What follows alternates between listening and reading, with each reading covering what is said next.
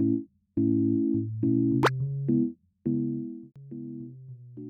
guys, welcome back to another video. So today we are going to be working in my sketchbook as it is Monday, but I have a very particular agenda that I want to do for today's kind of like drawing session. So we are going to be doing 2 spreads. So while I get set up, let's go ahead and talk about exactly what my plans are. So for the first spread, I want to do something a little bit more colorful. We are going to be working with some water-based markers, and this time I'm using kind of like these pastel Macaron, I believe, colors that these ones are called. I think I got these ones off of Alibaba a while ago, but I wanted to pick some colors for my OCs in particular because I wanted to do some fan art of my OCs in Tomodachi Life. I've never actually played this game before. And what I mean by that is that I've never played like the original version. I think it's the other one on the 3DS. I've always watched people play it. I think my very first like actual introduction to it was watching Rainbow play it like a while back. But after seeing a lot of people play on the Switch, or at least like playing the demo version, I got really kind of like FOMO. So I ended up getting it so that I can make some crack ships, I guess, on my island for the rest of my OCs. So other than the water-based markers, we are going to be using my Tec C Coletto Multipen, which has all my colored leads, as well as the Energel Clena, which you'll see a little bit later, so we can do some inking. So for the Tec C Coletto, I guess like 5 Multipen, I am using just a normal blue lead. So it is a 0.5. I love this lead quite a bit. It's a very smooth and creamy feeling, especially, so it's very easy for me to sketch with. So we are going to start with that before we add some color and eventually some lines. So for the first spread, like I mentioned, I wanted it to be a little bit more on the colorful side. It's going to be a little hard to see at first just because of the sun kind of creeping in and out while I try to adjust my lighting, but also the lead that I'm using is fairly light, so it's going to be a little bit harder for you guys to see until we add a little bit of color and then inking to kind of like spruce everything up. And then our second spread, I am solely going to only use the dark blue pencil, or this pencil lead that I'm currently using, but it's going to be a little bit easier to see later because I will be darkening up the lines and shading a little bit more, so everything will come together with that as well. So to start off, let's talk about my crack ship island. So I did end up calling it Carrot Land, and it's carrot as in not C-A-R-A-T, it's C-A-R-R-O-T. Just more of like a play on words type of thing. But I've also talked about this. Whenever I have to make like an island or a world, I typically do pick Carrot Land unless I really want like a specific town name. But also when I play with my friends and we have a server, we usually pick Carrot Land, and we usually pick carrot as in like the vegetable rather than like diamond carrot. So yeah, ended up calling it Carrot Land, like the vegetable. I first made my own me first because I was very intrigued with the fact that you could do quite a bit of like kind of digital painting with pixels basically ish kind of vibe in terms of being able to use your finger and or stylus to paint on, I guess this is kind of almost like a face mask per se for your character. So you can get really stylized, you can get really detailed, which I've seen some people do, or you can just use all the default features in Tomodachi Life, which has quite a few different options, which is nice to see. But I know that I wasn't going to be able to make my OCs like as well as I would like to if I didn't use the paint on feature for like the face paint. So I ended up doing that for all of my OCs. I think they all look very cute. I'll put them on the screen right here so you guys can see the general vibe. Unfortunately, when I took the screenshots, both Masaki and Koji have hats. I think it's because Masaki used to have like a duck on his head for a while, but he wanted a different like head accessory, so I ended up giving him a ball cap without thinking that it would clip into his hair, which happens to be the face paint, very poorly. And I kind of did the same thing for Koji, but I feel like it fits Koji a little bit more just because typically whenever I do end up drawing him, occasionally I will draw him with like a red baseball cap or a blue baseball cap, so I would like to give him one at least. But before I talk more about that, let's talk about the markers. So like I mentioned, I wanted to add some colors. Now this particular set that I got off of, I think it's AliExpress. I don't know if I said Alibaba in the beginning, but this one's from AliExpress. Sometimes like whenever my parents have to order something on AliExpress or like a Chinese website and I see anything that I like, because I'm paying for the order, sometimes I tag some stuff that I like into the order as well. So one of these markers was like one of the things I got. I think the other thing I got was like one of my watercolor brushes that you guys seen before, because it is from like a Chinese brand, so it's easier for me to find it on AliExpress. But yeah, so these colors are very much more on, I guess, like mid-tone to light color. I was really looking for something with super pastel, but I guess there's nothing really that fits those boxes. I have like the Ohuhu water-based markers as well, and they're super pastel, but to the point where it's like very unseeable, I guess, on the paper, which makes it hard. I want kind of like an in-between. Very similar to like almost highlightery colors-ish if they weren't so fluorescent, if that makes sense. So I always want to see if I can look into more mild liners. My friend has given me like 3 colors, and I've used the blue actually quite a bit, and they're like the perfect kind of consistency in terms of like how well it lays down on the paper, but also like the hue and saturation as well as the value is like more up my alley. So I might have to look into mild liners, but at this point I don't really want to buy any art supplies at this point. I don't sketch as much as I would like to with like traditional mediums and like in my sketchbook, so I don't want to be spending too much money if I know I'm not going to be using it as frequently. Maybe if I can get back more into sketching more frequently, then we'll see if I can add more to like kind of like my supply set, I guess. But with the colors kind of like all finished, we can do some inking. Now, I feel like this step is very standard for what I do, so I'm not going to talk about it too much. I am basically just going to do inking and doing line work and darkening up any areas that I feel fit. I ended up having to check my ink for this particular pen. I've talked about it a little bit in probably a few other videos and on a stream, where the ink that I bought recently, and I bought it in bulk, and I checked like the particular product number and everything was the same except for the year or whatever this excess like code is. It looks like it was a year. It's like 2023 was the one that I used to have, and this one was 2025, and I bought it in bulk.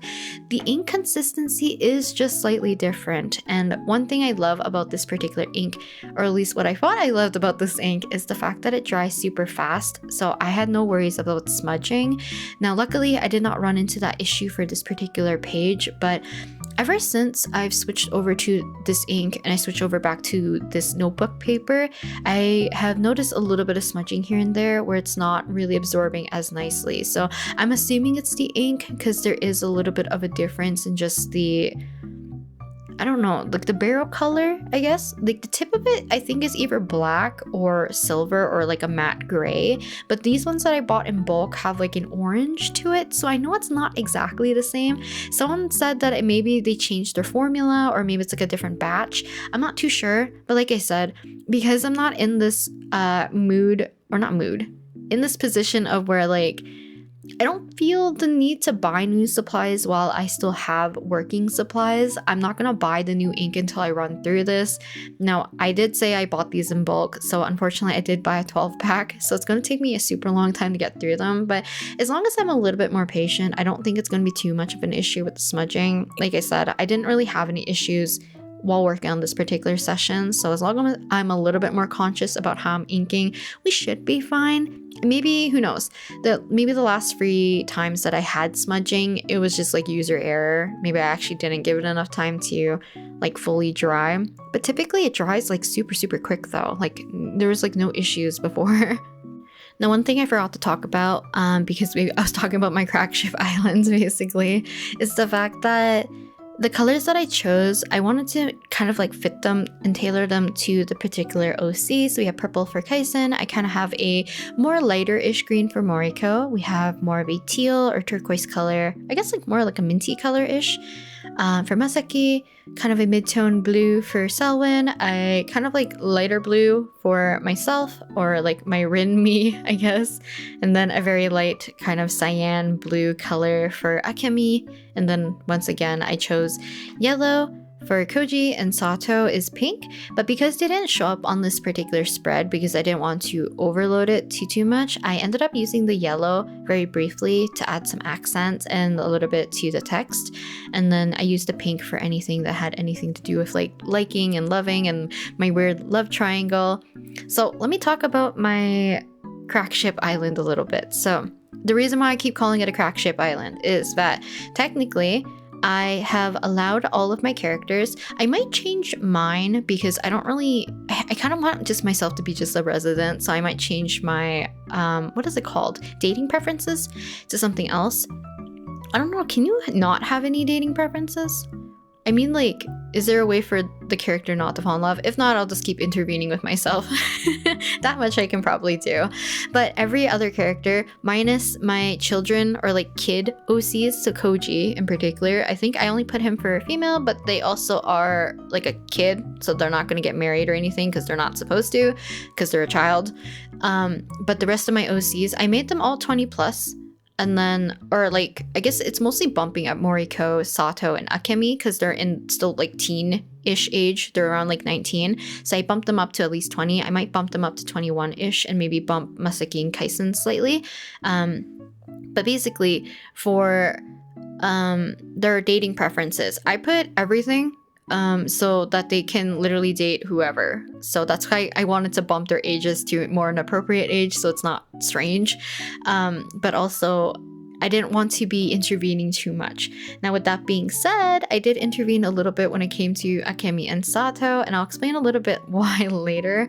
But here is the first spread kind of finished.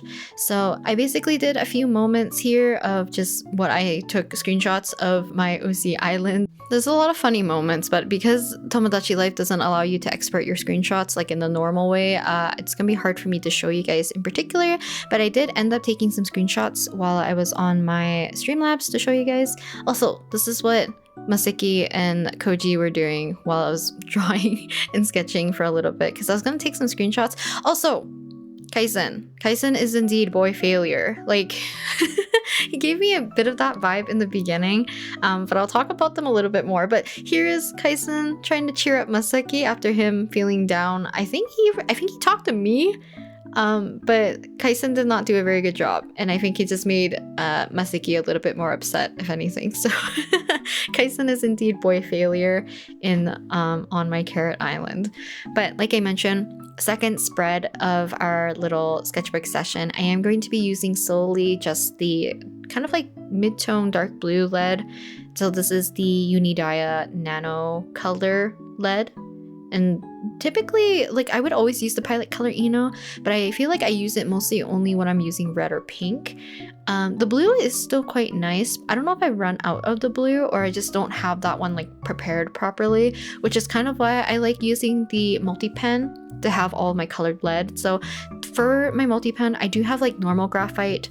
I have like a blue needlepoint pen, which you guys can kind of see locked and loaded in one of my barrels.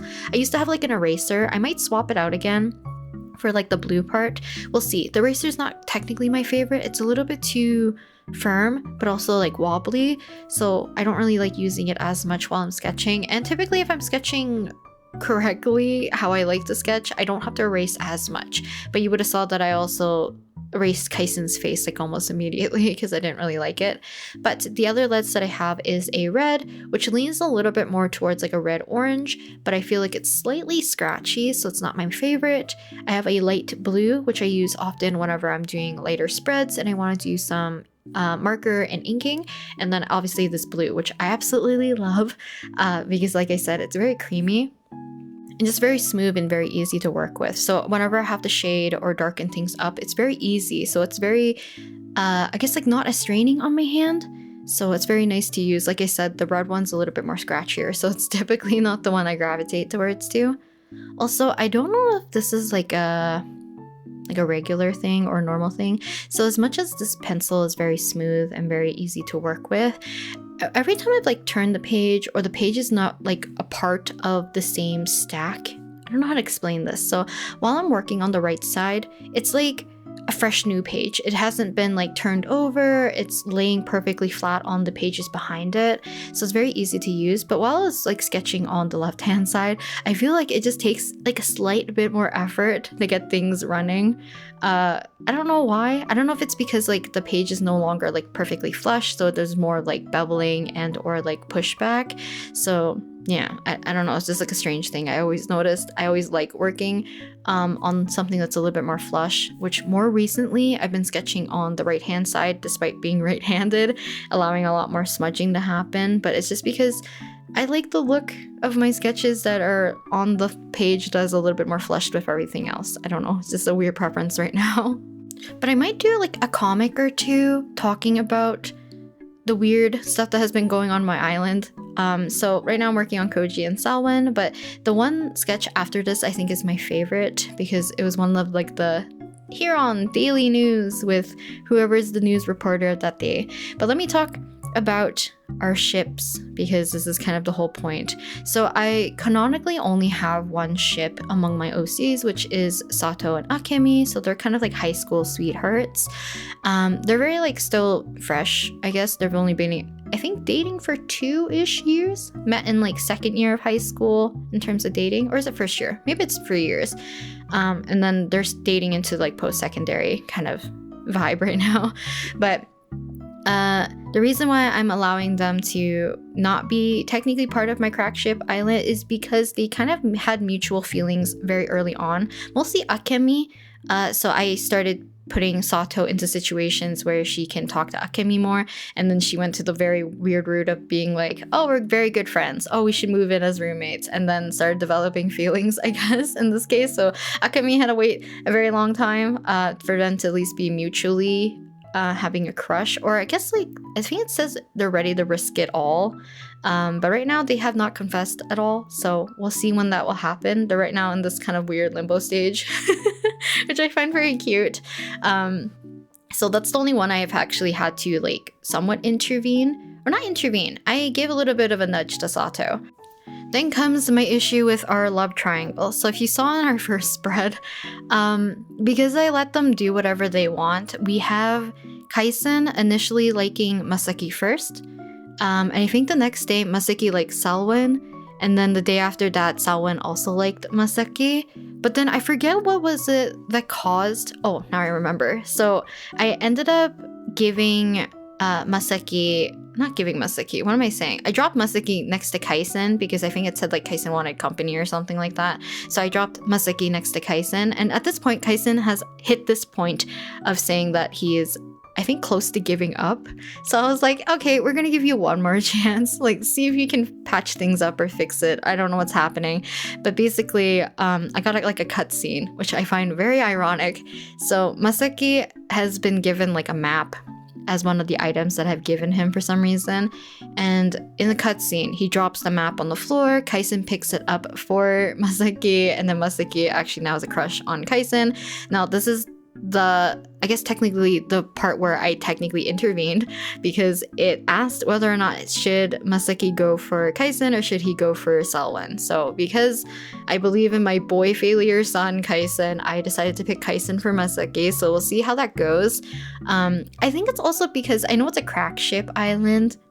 I don't see Salwen and Masaki together. I mentioned earlier that like Masaki's love life in general, because a lot of people have questions between my OCs, Masaki and Kaisen, like are they supposed to be a couple? Do they develop feelings in the future? All that stuff. For me, it's still up in the air. I don't have plans for romance for either of them at this current point, but I'm still like open to it, so I'm not against it or anything. It's just that for Masaki's story, it's definitely more slice of life, more geared towards like self-development and like help mentoring Koji kind of thing, navigating through life. So I didn't really plan out a love interest for Masaki, and some people did say like, oh, maybe he could be asexual or like, you know, just not interested in romance. So that is a possibility as well. But in my crack ship island, I am now rooting for Masaki and Kaisen because I love my boy failure son, and Masaki is just a cutie. So yeah. But this is kind of like our two final spreads of I guess like a doodling session of my Tomodachi Life file so far. Hopefully while I've been like talking and stuff, I'll be sprinkling in some screenshots as well as just photos of my Switch too, because like I said, they don't really allow you to export the screenshots. I'm pretty sure it's because of like security reasons. They don't want people misusing screenshots in the game, not in their favor. So I kind of understand, but it is kind of a shame. But I'll definitely do some like mini comics digitally of my island even more, so I can talk about my crack ships and like stuff just happening, because my favorite moment right now is my liver expires today, which Sato says. And that's like my favorite doodle, with Kaisen and Salwan kind of like trailing and running behind. Also, just a reminder, if you have any graphite or dry mediums, put a piece of paper in between to prevent some major smudging. And I think that's it for today's little drawing session in my sketchbook. Hopefully you guys enjoyed. If you're playing Tomodachi Life, let me know about it in the comments, and I'll see you guys next time in the next video. Bye!